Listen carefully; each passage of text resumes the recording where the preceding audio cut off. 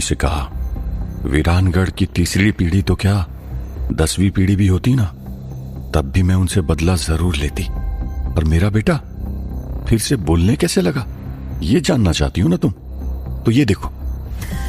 ये कहते ही कजरी ने वहां लगाया हुआ पर्दा उठाया और पीछे जो था वो देखकर गौरी चौंक गई। वहां पर एक बहुत बड़ा हवन कुंड था, जिसके बीचों बीच एक औरत बैठी हुई थी, जिसका मुंह सिला हुआ था और हाथ बंधे हुए थे। औरत आग के बीचों बीच बैठकर भी जल नहीं रही थी। उस हवन कुंड के आगे एक मर्द की लाश पड़ी हुई थी। यह दृश्य देखकर गौरी घबरा गई। कजरी ने कहा, इन्हें देख रही हो? ये हमारी अंडे देने वाली मुर्गी है।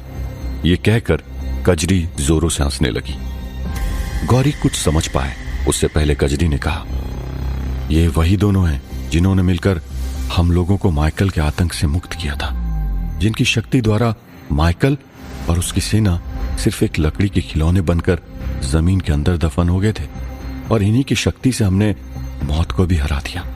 ये जिसकी लाश पड़ी है वो है कपाली, और वो जो अग्नि के बीच में बैठी हुई है वो उसकी पत्नी है कपालिका। जब इन्होंने अपनी मायावी शक्ति से माइकल और उसकी सेना को बेजान लकड़ी के खिलौनों में तब्दील कर दिया, तब मेरे मन में एक ख्याल आने लगा कि इनके पास जो मायावी शक्तियां हैं वो अगर हमें प्राप्त हो जाए तो हम क्या कुछ नहीं कर सकते। इसलिए कुछ समय के बाद उनके पास जाकर इनसे विनती करके मैंने और सुजान ने इनसे मायावी विद्या सीखनी शुरू कर दी। 6 साल इनसे मायावी विद्या सीखने के बाद भी हम इनके जितने मायावी नहीं बन सके।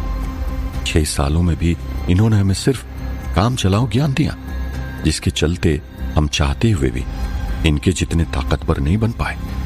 अब मेरी सहन शक्ति भी खत्म होने वाली थी, इसलिए मैंने इनको कई बार अपनी तरह ताकतवर बनाने के लिए विनती की, लेकिन इन दोनों ने मेरी एक न सुनी।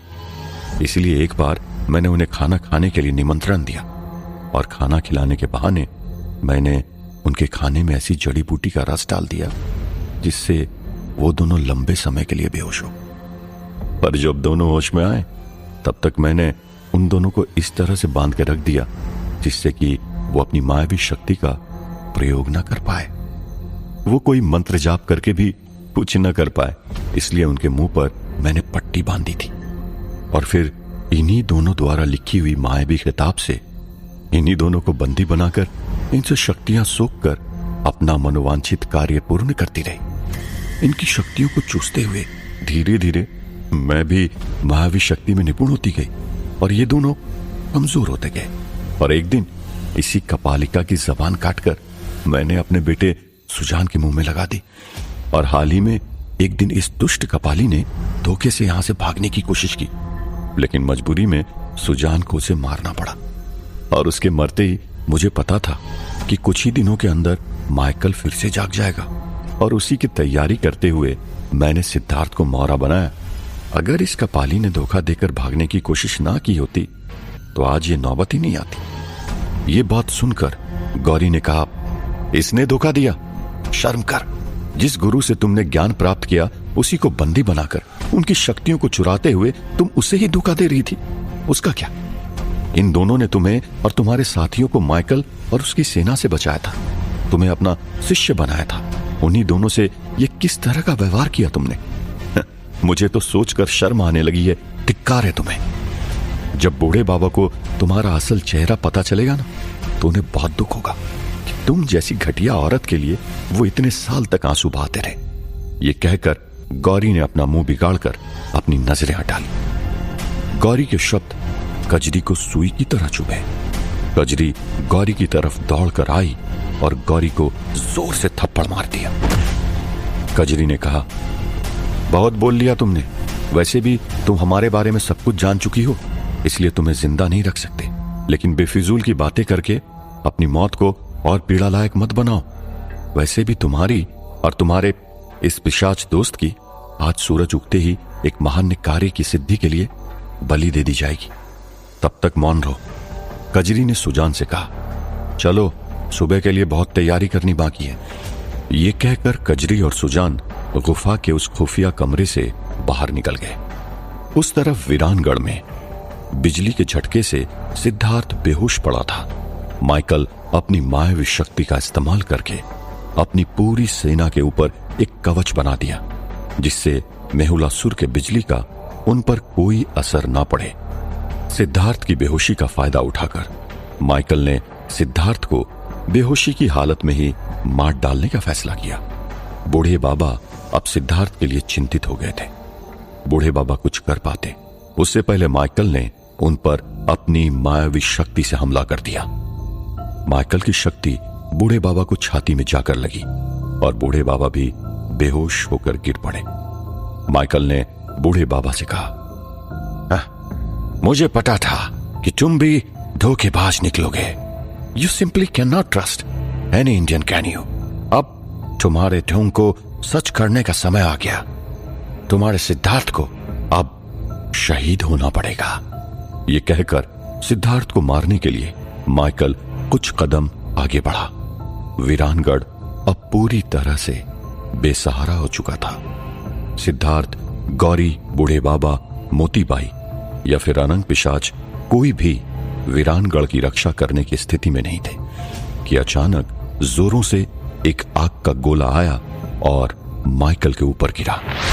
माइकल के शरीर में आग लग गई, वो जलने लगा। जब सब लोगों ने पीछे मुड़कर देखा तो देखकर खुशी से झूम उठे। वहां पर विश्वनाथ जी खड़े थे। उन्होंने ही माइकल पर आग का गोला बरसाया था। विश्वनाथ जी ने अपनी दिव्य शक्ति से सिद्धार्थ और बूढ़े बाबा दोनों को होश में लाया। विश्वनाथ जी ने सिद्धार्थ से कहा, यही मौका है सिद्धार्थ, काट डालो इस माइकल का सर। सिद्धार्थ ने उनसे कहा, लेकिन अगर मैंने इसे मार डाला तो ये शक्तिशाली पिशाच बनकर लौटकर वापस आएगा। विश्वनाथ जी ने कहा, वो जब दोबारा लौटकर आएगा तब देखा जाएगा, लेकिन इस वक्त अगर तुमने उसे नहीं मारा तो गांव में इससे भी बड़ी मुसीबत आन पड़ेगी, और वो मुसीबत माइकल से नहीं बल्कि कहीं और से आने वाली है। यह सुनकर सिद्धार्थ हैरान रह गया। उसने पूछा, दूसरी मुसीबत और कहीं से? मैं समझा नहीं। विश्वनाथ जी ने सिद्धार्थ से गुस्से में कहा, समय बर्बाद मत करो सिद्धार्थ, मार डालो माइकल को। सिद्धार्थ ने अपनी चंद्रवीस तलवार उठाई और दौड़ते हुए माइकल के पास गया और जल रहे माइकल का सर उसके धड़ से अलग कर दिया। माइकल का सर जमीन पर गिरते ही उसकी सेना जलकर भस्म हो गई। माइकल का सर और धड़ पिघलकर काले डांबर के जैसे उसी जगह जमीन से चिपक गया। माइकल के मरते ही नील भवन के ऊपर फहरा रहा अंग्रेज हुकूमत का झंडा भी जलकर भस्म हो गया। मेहुलासुर ने विश्वनाथ जी को देखते ही उन्हें प्रणाम किया और उनके चरणों में आकर उनसे विनती करने लगा, मैं बहुत सुना हूं आपके बारे में। कई सालों से आपको देखने की तीव्र इच्छा थी, लेकिन आप कहां मिलते हैं ये मुझे नहीं पता था।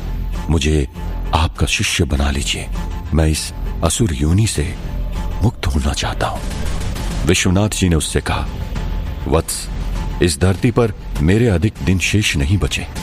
कुछ ही समय में मेरा इस धरती पर रहने का प्रयोजन समाप्त हो जाएगा। उसके बाद मैं अपनी यह देह त्याग दूंगा। इसलिए यदि तुम मेरे शिष्य बनना चाहते हो तो बिना समय गवाए इसी वक्त तुम्हें मेरे साथ चलना होगा। मेहुलासुर ने विश्वनाथ जी के आदेश को स्वीकार की और उनके साथ चलने को तैयार हो गया। विश्वनाथ जी ने सिद्धार्थ और बूढ़े बाबा से कहा, आप लोगों की इस जंग में मुझे इसलिए आना पड़ा क्योंकि तुम लोग गलत दिशा में मेहनत कर रहे थे। तुम लोगों को लगा कि माइकल तुम्हारी सारी मुसीबतों की जड़ था, लेकिन मुसीबतों की असली जड़ कहीं और है। तुम लोगों के पास अधिक समय नहीं है, देर मत करो। बूढ़े बाबा ने हाथ जोड़कर कहा, लेकिन असली मुसीबत की जगह कहां है और कौन है वो, ये बताने की कृपा करें। तब विश्वनाथ जी ने कहा, मैं हर बार आपकी सहायता के लिए नहीं आने वाला हूं। कुछ समय में इस धरती पर रहने का मेरा प्रयोजन समाप्त होने वाला है और मैं अपना देह त्यागने वाला हूं। तब अपनी सुरक्षा आप जिस प्रकार करेंगे ये उसी की तैयारी समझकर इस उलझन को भी स्वयं ही सुलझाएं। ये कहकर विश्वनाथ जी मेहुलासुर के साथ अदृश्य हो गए। विश्वनाथ जी के अदृश्य होने पर सिद्धार्थ और बूढ़े बाबा एक दूसरे को देखने लगे। दोनों ही सोच में पड़ गए कि विश्वनाथ जी का इशारा किस तरफ था। पीछे बैठी मोतीबाई, जिसके बंधन माइकल के मरने से खुल चुके थे, उन्होंने कहा, शायद मन्ने पता से कि विश्वनाथ जी किसरी ओर इशारा कर रहे थे। बूढ़े बाबा और सिद्धार्थ ने एक साथ उनसे पूछा, किसकी ओर? मोतीबाई ने कहा, कजरी। कजरी का नाम सुनते ही सिद्धार्थ और बूढ़े बाबा दोनों चौंक गए।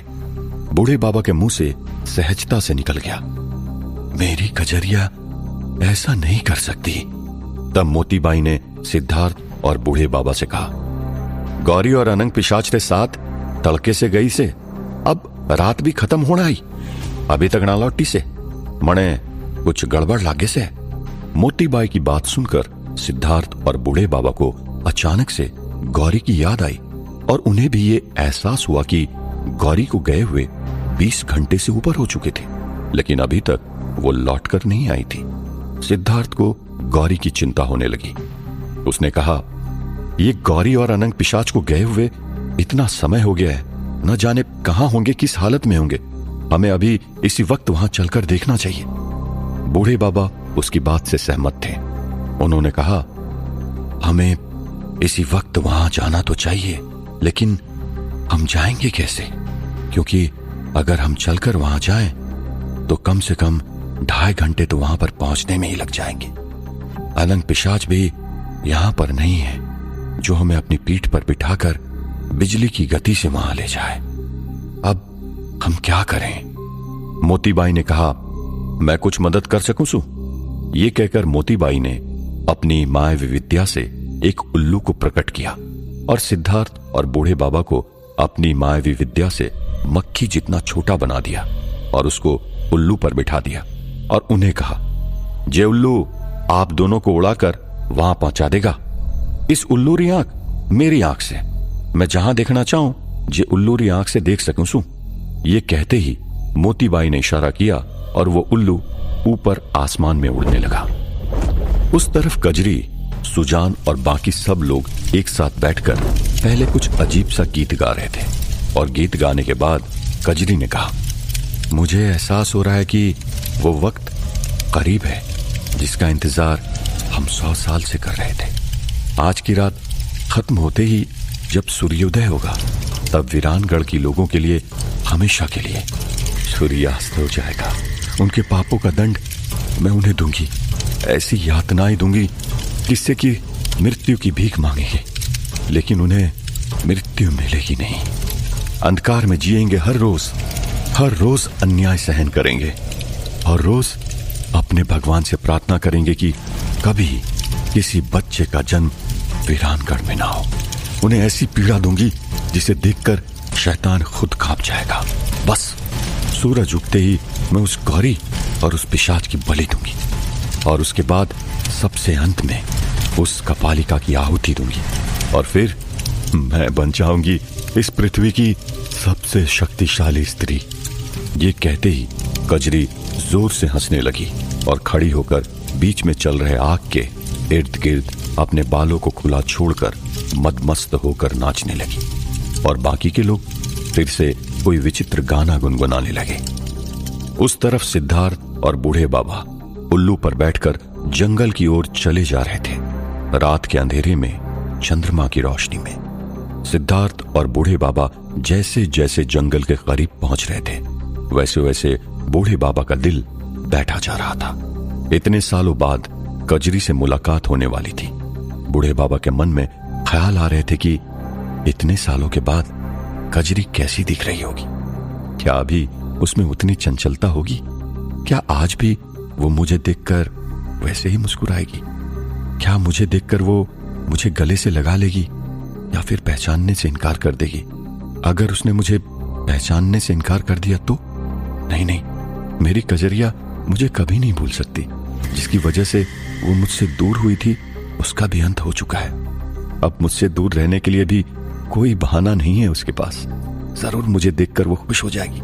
मैं उसको अपने साथ अपने घर ले आऊंगा और खुद से कभी जुदा नहीं होने दूंगा। लेकिन अगर मोतीबाई की शंका सच हुई तो? नहीं, मैं अभी क्या सोच रहा हूं ये? मेरी कजरिया ऐसा कभी नहीं कर सकती। पूरे रास्ते बूढ़े बाबा चुपचाप अपने आप से इसी तरह से बातें किए जा रहे थे। एक तरफ बूढ़े बाबा कजरी के ख्यालों में थे और दूसरी तरफ सिद्धार्थ गौरी के लिए चिंतित था। इसीलिए पूरे रास्ते दोनों ही मौन रहे और एक दूसरे से कोई बातें नहीं हुई। उस तरफ जंगल में जब कजरी बेसूध होकर नाच रही थी, तब एक आदमी उसकी तरफ दौड़ता हुआ आया और उससे कहा, माई, दूर आकाश में एक संशयास्पद पक्षी उड़ता हुआ दिख रहा है। देखने में तो वो एक साधारण उल्लू जैसा लग रहा है, लेकिन वो उल्लू की प्रजाति इस जंगल की नहीं है। और तो और उस उल्लू की आंखें हल्की सी हरे रंग में चमक रही है। ये सुनकर कजरी सतर्क हो गई और उसने कहा, सब लोग अपनी अपनी जगह पर जाकर सोने का ढोंग करो। सुजान, कुछ भी हो जाए ये मत भूलना कि तुम गूंगे हो, बोल नहीं सकते। और अगर कोई उस लड़की या पिशाच के बारे में पूछे तो ऐसा ढोंग करना कि तुम में से किसी ने उसे कभी देखा ही नहीं। और अगर किसी भी प्रकार की चालाकी का एहसास हुआ तो यहां पर आए अनचाहे मेहमानों को मारने से कतराना नहीं। आई बात समझ में? सब ने सर हिलाकर हां कहा और अपनी अपनी जगह पर जाकर सोने का ढोंग करने लगे। क्या सिद्धार्थ और बूढ़े बाबा कजरी की सच्चाई जानने में कामयाब होंगे? क्या कजरी अपने मंसूबों में कामयाब हो पाएगी? क्या गौरी और अनंग पिशाच की बलि चढ़ जाएगी? जानने के लिए सुनते रहिए वीरानगढ़, ओनली ऑन पॉकेट FM।